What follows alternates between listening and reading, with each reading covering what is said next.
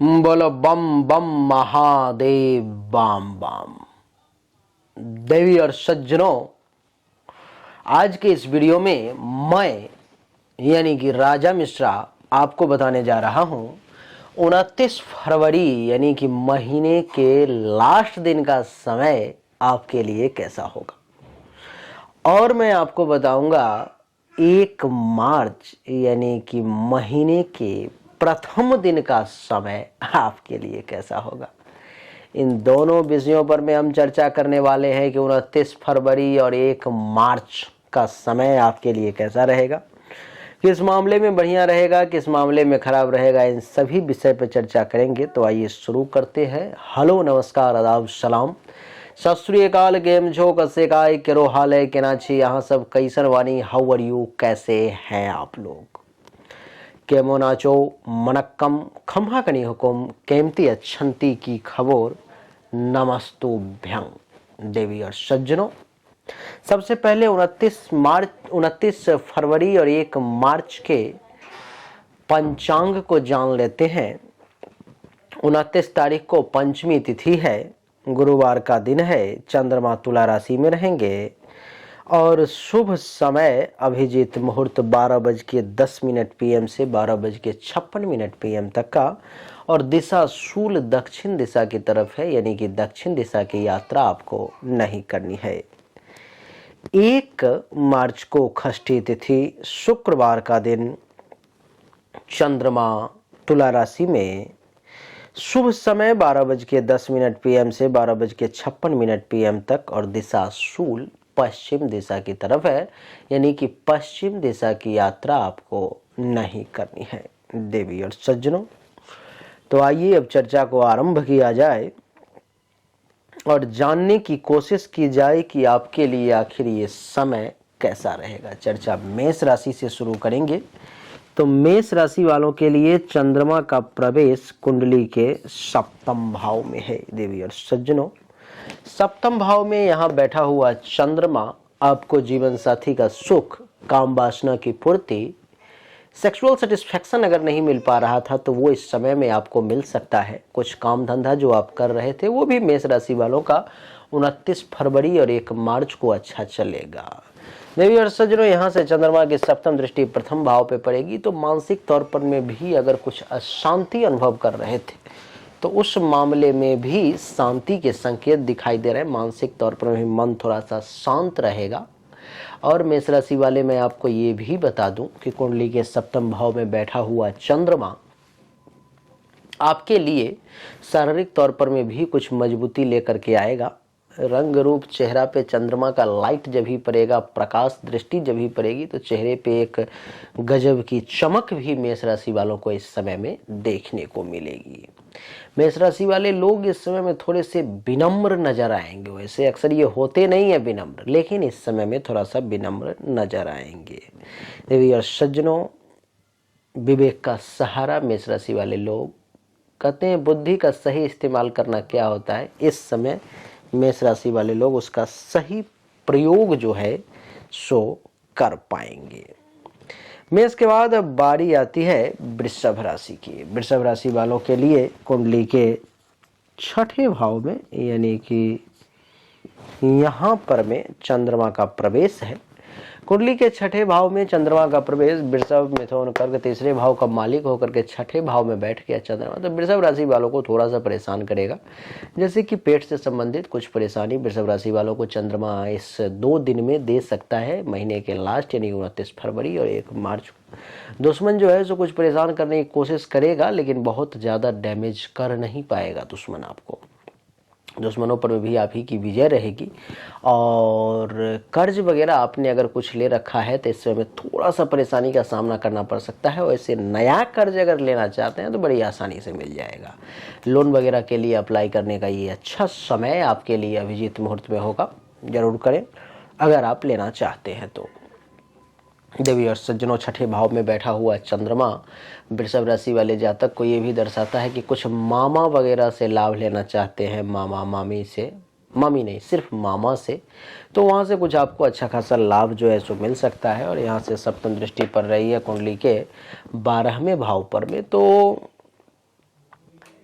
हल्का फुल्का हॉस्पिटल में भी पैसा आपका जा सकता है। कुछ दवाई वगैरह आप ले सकते हैं, दवाई के दुकान में अथवा हॉस्पिटल में कुछ ना कुछ पैसा आपका इस समय में जा सकता है। और मैं आपको बता दूं कि हो सकता है तो लेट नाइट तक वृषभ राशि वाले इन 2 दिनों में जगें, नींद की थोड़ी सी परेशानी का भी सामना करना पड़ सकता है।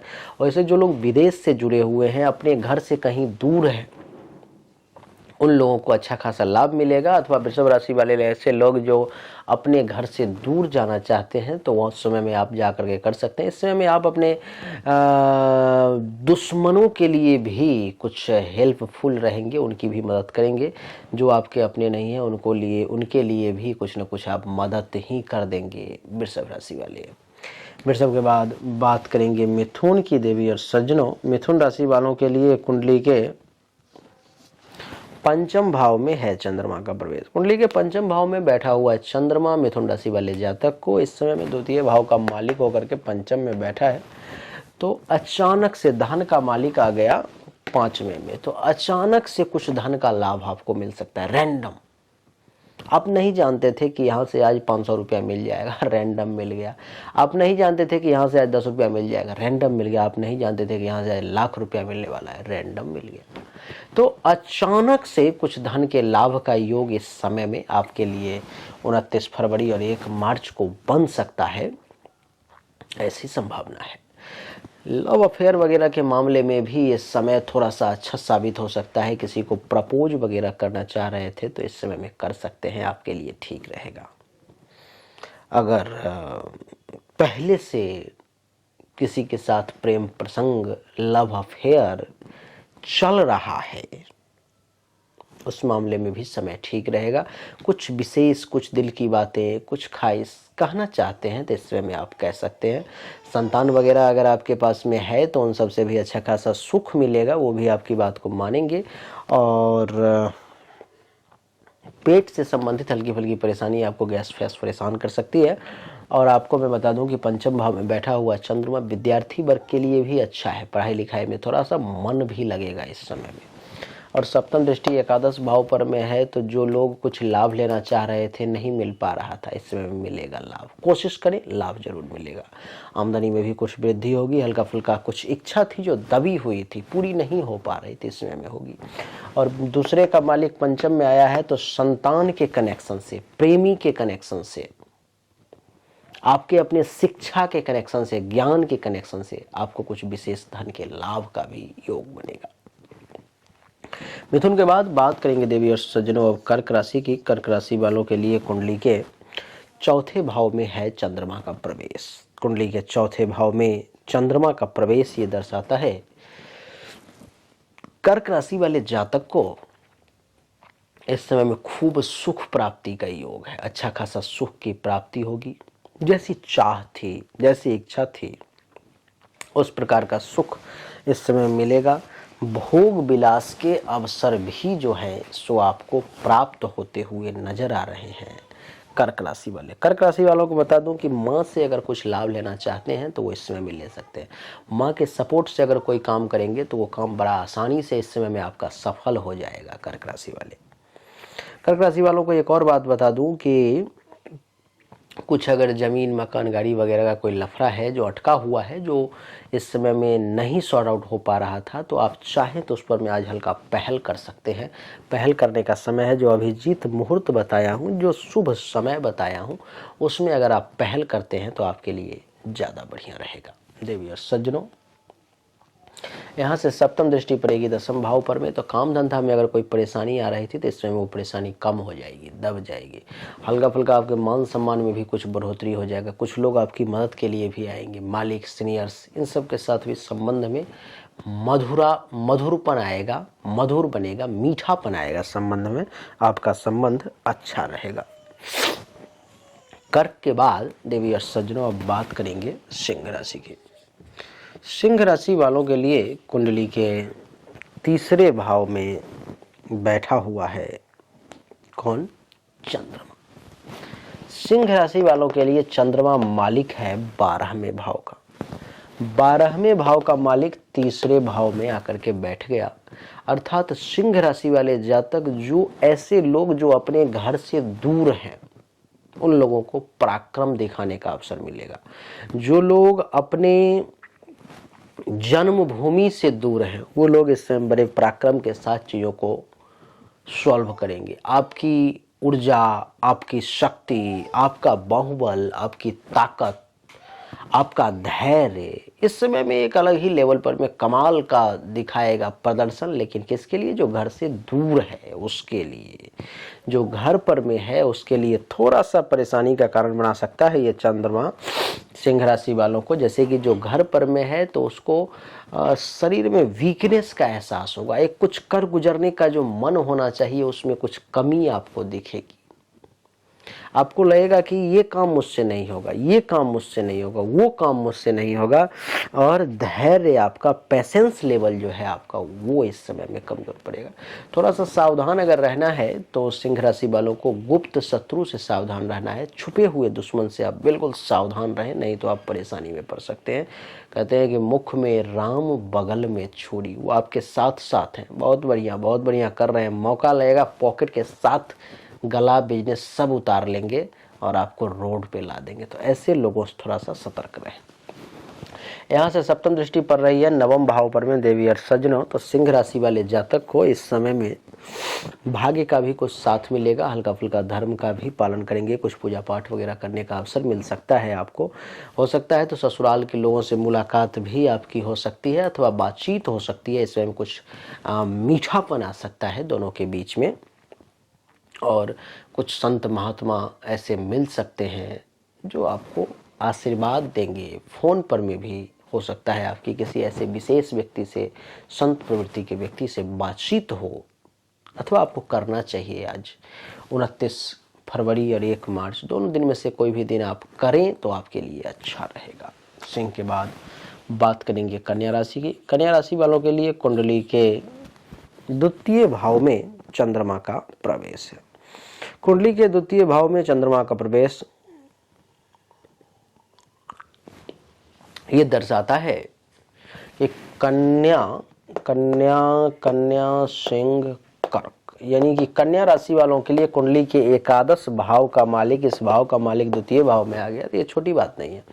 कन्या राशि वाले इसमें चाहें तो जितना पैसा आप अर्न करना चाहते हैं, कमाना चाहते हैं, बनाना चाहते हैं, आप बना सकते हैं। थोड़ा सा परिश्रम करें, थोड़ा सा सुनियोजित ढंग से काम करें, क्योंकि आपको मोटा पैसा प्राप्ति का योग इस समय में बन रहा है। परिवार के लोगों से भी खूब फायदा होगा आपको। और आपको मैं एक बात और बताऊं, आपकी वाणी में वो आकर्षण शक्ति आ जाएगा। आप अपने वाणी का प्रयोग इस प्रकार से करेंगे जिसके कारण से जो है सो लोग आपके तरफ खींचे चले आएंगे, आकर्षित हो जाएंगे। आप जैसा चाहेंगे लोग वैसा ही करेंगे, क्योंकि आपकी वाणी में वो आकर्षण आ जाएगा। पड़ोसी से भी अगर कन्या राशि वाले चाहें तो इस समय में लाभ ले सकते हैं। यहाँ से सप्तम दृष्टि पड़ेगी अष्टम भाव पर में। जिनका कारोबार अपने घर से बहुत दूर से कहीं से कोई कनेक्शन है, डायरेक्ट वहां पे संपर्क बनाते हैं तो बहुत लाभ मिलेगा। हो सकता है कि आपका अगर काम विदेश से जुड़ा हुआ है, अपने घर से दूर से कहीं दूसरे राज्य, किसी दूसरे शहर से जुड़ा हुआ है, तो आपको वहां से भी अच्छा खासा लाभ का योग कन्या राशि वाले बन रहा है।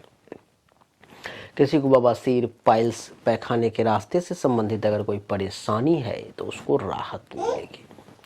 कन्या के बाद बात करेंगे देवी और सज्जनों तुला राशि की, जिसमें चंद्रदेव स्वयं विराजमान है। तुला राशि वालों के लिए प्रथम भाव में बैठा हुआ चंद्रमा खूब लाभ देगा। जैसे में कि प्रथम भाव में बैठा हुआ है तो सबसे पहले बुद्धि का विकास करेगा, दिमाग की ऊर्जा को खोलेगा।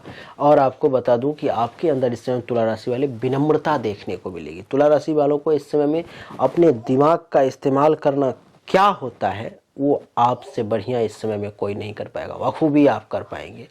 और आपको बताऊं, शरीर में भी बड़ी ताकत, ऊर्जा, स्फूर्ति का एहसास होगा। शारीरिक तौर पर में अपने आप में आप मजबूत अनुभव करेंगे, कुछ भी असंभव नहीं लगेगा आपको। और यहाँ से सप्तम दृष्टि पड़ेगी कुंडली के सप्तम भाव पर में, तो ये दिखाएगा ये कि जीवन साथी के साथ संबंध को भी बढ़िया करेगा, काम धंधा भी बढ़िया चलेगा, दैनिक रोजगार व्यवसाय भी ठीक ठाक चलेंगे। किसी का कोई अपना बिजनेस है, काम धंधा है, आजकल बढ़ोतरी देखने को मिलेगी। बढ़िया रहेगा। तुला के बाद बात करेंगे देवी और सज्जनों वृश्चिक राशि की। वृश्चिक राशि वालों के लिए चंद्रमा का प्रवेश कुंडली के 12वें भाव में थोड़ा सा विपरीत रिजल्ट लेकर के आएगा। जैसे में विपरीत रिजल्ट क्या लाएगा कि इस समय में वृश्चिक राशि वाले लोग थोड़ा सा अशांत रहेंगे, थोड़ा सा डिस्टर्ब रहेंगे, थोड़ा सा इनका कुछ पैसा वगैरह या तो चोरी हो सकता है, खो सकता है, अथवा नुकसान हो सकता है, अथवा पैसा खर्च ही जो है सो ज़्यादा हो सकता है। वृश्चिक राशि वालों को ऐसा देखने को मिल सकता है। वृश्चिक राशि वाले जातक का कुछ ना कुछ पैसा हॉस्पिटल, दवाई, इन सब में जाने के चांसेज बन रहे हैं। जरूरी नहीं है कि जाएगा ही, जाने के चांसेज बन रहे हैं। नींद में कुछ डिले हो सकता है, नींद में कुछ परेशानी आ सकती है, कुछ लेट नाइट तक जग सकते हैं, अथवा किसी न किसी कारणवश आपको जगना पड़ सकता है। विदेश में जो लोग हैं, अपने घर से जो लोग दूर हैं, उनको कुछ विशेष लाभ की प्राप्ति भी हो सकती है। यहाँ से सप्तम दृष्टि है कुंडली के 6ठे भाव पर में, तो कुछ ना कुछ आपको दुश्मन पीछा करने की कोशिश करेगा। दुश्मन पीछे पड़ के आपको कुछ नुकसान पहुंचाने का प्रयास कर सकता है। दुश्मन जो है जो आपको किसी न किसी कारणवश दुश्मन को लेकर के आप थोड़े से चिंतित और परेशान भी इस समय में आप रह सकते हैं, और कुछ पेट से संबंधित समस्या आपको परेशान कर सकते हैं। कहीं आपने कर्ज वगैरह ले रखा है तो उसको लेकर के इस समय में आप थोड़े से चिंतित और परेशान जो है सो हो सकते हैं। वृश्चिक के बाद अब बात करेंगे धनु राशि की। धनु राशि वालों के लिए देवी और सज्जनों कुंडली के एकादश भाव में बैठा हुआ है चंद्रमा। एकादश भाव में बैठा हुआ चंद्रमा ये दर्शाता है कि धनु राशि वालों को इस समय में आमदनी अगर रुका हुआ था तो वो बढ़ जाएगी।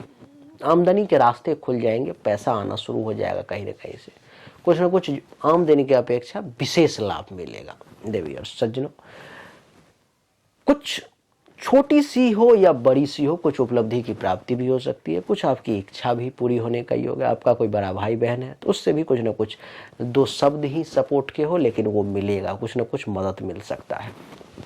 सप्तम दृष्टि पड़ेगी पंचम पर में, तो अचानक से कुछ धन के लाभ का भी योग बनेगा। पढ़ाई लिखाई करने वाले विद्यार्थियों के लिए भी बढ़िया समय रहेगा। और मैं आपको बता दूं कि प्रेम संबंध के मामले में, लव अफेयर के मामले में भी समय अच्छा है, और कुछ उपकार परोपकार वगैरह भी आप कर सकते हैं, और आपके यश में भी वृद्धि के योग बन रहे हैं। देवी और सज्जनों, तो धनु राशि वालों के समय मिला जुला करके बढ़िया ही नजर आ रहा है। धनु के बाद बात करेंगे मकर राशि की। मकर राशि वालों के लिए कुंडली के 10वें भाव में बैठा हुआ है चंद्रमा, तो पिता तुल्य लोगों से अच्छा लाभ मिलेगा। काम धंधा बढ़िया चलेगा। मकर राशि वालों का ये समय है। मान सम्मान की भी प्राप्ति होगी। कहीं जाएंगे तो लोग आपको सम्मान करेंगे। सरकार से कुछ फायदा लेना चाह रहे थे, वैसे में अप्लाई वगैरह कर सकते हैं। इसमें कुछ आप करना चाहें तो उससे कोई कुछ विधि वगैरह है तो अभिजीत मुहूर्त जो हमने बताया उसमें आप कर सकते हो। यहाँ से सप्तम दृष्टि पड़ रही 4थे भाव पर में, तो कुछ सुख प्राप्ति का भी विशेष योग है। हर प्रकार के सुख भी मिलेंगे।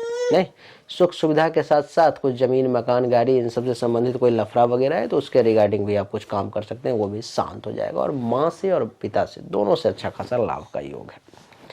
मकर के बाद बात करेंगे देवी और सज्जनों कुंभ राशि की। कुंभ राशि वालों के लिए कुंडली के 9वें भाव में बैठा हुआ है चंद्रमा, तो देख लो कि कुंभ, मीन, मेष, वृष, मिथुन का 6ठे भाव का मालिक चला गया 9वें भाव में, तो दुश्मन आपके भाग्य में रुकावट उत्पन्न करने का प्रयास करेगा। दुश्मन के कारण किसी न किसी कारणवश जो है सो डिले हो सकता है। दुश्मन के कारण किसी न किसी कारणवश जो है सो कुछ परेशानी का आपको सामना भी करना पड़ सकता है। तो दुश्मनों से थोड़ा सा सतर्क रहेंगे। वैसे भाग्य का साथ कम मिलेगा थोड़ा, और भाग्य भरोसे इंतजार भी ना करें। कहते हैं कर्म प्रधान विश्व करे राखा, जो यश करहि सो तस फल चाखा। तो कर्म पर में ही विश्वास रखें। ससुराल से ज़्यादा उम्मीद ना रखें इस समय, क्योंकि नहीं मिलेगा वो। संत महात्मा, ऋषि मुनि, ब्राह्मण आचार्य से कुछ आशीर्वाद की अपेक्षा रखें और वो आपको मिलेगा। देवी और सज्जनों, आपको मैं बता दूं कि यहाँ से सप्तम दृष्टि पड़ेगी 3रे भाव पर में, तो कुछ अपने पराक्रम की बदौलत, कुछ अपने बाहुबल की बदौलत कुछ जो है सो हासिल करने की कोशिश करेंगे, और वो हासिल होगा, वो आपको मिलेगा। क्योंकि कहते हैं कि जिसके भुजाओं में दम होता है, जिसको कुछ कर गुजरने की ललक होती है, वो भाग्य का कलेजा चीर करके कुछ न कुछ हासिल कर लेता है, तो वो आप कर लेंगे। देवी और सज्जनों, कुंभ के बाद और राशि चक्र की अंतिम राशि जिसका नाम है मीन राशि। मीन राशि वालों के लिए कुंडली के 8वें भाव में बैठा हुआ है चंद्रमा। जो ये दर्शाता है कि मीन राशि वाले हो जाएं सावधान, ये 2 दिन आपके लिए बढ़िया नहीं है। मीन राशि वालों को हर काम में रुकावट, बाधा के योग बन सकते हैं। मीन राशि वालों के लिए जो है सो ये समय थोड़ा सा विपरीत साबित हो सकता है। मीन राशि वालों के लिए अष्टम भाव में बैठा हुआ ये चंद्रमा, कुछ जो लोग बवासीर, पाइल्स, पेट से संबंधित, पैखाने से संबंधित परेशानी से परेशान है, उनको कुछ परेशानी जो है सो परेशान कर सकता है मीन राशि वालों को। वैसे हल्का फुल्का चोट वगैरह लगने के भी कुछ योग नजर आ रहे हैं। मीन राशि वालों के लिए सप्तम दृष्टि द्वितीय भाव पर पड़ेगी। पैसों के लेन देन में, पैसों के मामले में कुछ समस्याओं का सामना करना पड़ सकता है। परिवार के लोगों से किसी कारणवश टेंशन तनाव की स्थिति आ सकती है। वाणी में कुछ जोश, कुछ उग्र स्वभाव आपके सामने में आ सकता है, जो वाणी के कारण आप थोड़े से परेशान हो सकते हैं। और आपको बता दूं कि पड़ोसी से भी किसी न किसी बात को लेकर किसी न किसी कारणवश थोड़ी सी परेशानी का आपको सामना करना पड़ सकता है। थोड़ा सा सावधान रहें। दोस्तों से भी बहुत ज़्यादा अपेक्षा ना रखें, नहीं तो आपके लिए वो संकट का कारण बन सकता है। तो देवी और सज्जनों, यही बड़ा संक्षिप्त में हमने बताने का प्रयास किया 29 फरवरी और 1 मार्च 2024 का राशिफल जो कैसा रहने वाला है। मेष से लेकर मीन तक की कहानी आपको सुनाई। उम्मीद करता हूं कि आपको समझ में निश्चित तौर पे आया होगा, अच्छा लगा होगा। अगर आपको अच्छा लगा, समझ में आया, तो इस वीडियो को लाइक करें, शेयर करें, चैनल को सब्सक्राइब करके इसके बेल आइकन के बटन को दबाएं। एक बार फिर से आप सभी का बहुत बहुत धन्यवाद। Thank you so much. जय हिंद, वंदे मातरम। बोलिए राधे राधे। मेरे से जो आशीर्वाद लेने योग्य हैं, जो मुझसे आशीर्वाद की इच्छा रखते हैं, उन सभी को मेरा आशीर्वाद कल्याणमस्तु, यशस्वी भव, शुभम भूयात। और जो लोग मुझसे बड़े हैं और मुझे आशीर्वाद की दृष्टि से देखते हैं, मुझे आशीर्वाद देना चाहते हैं, उन सभी को मेरा प्रणाम। राधे राधे।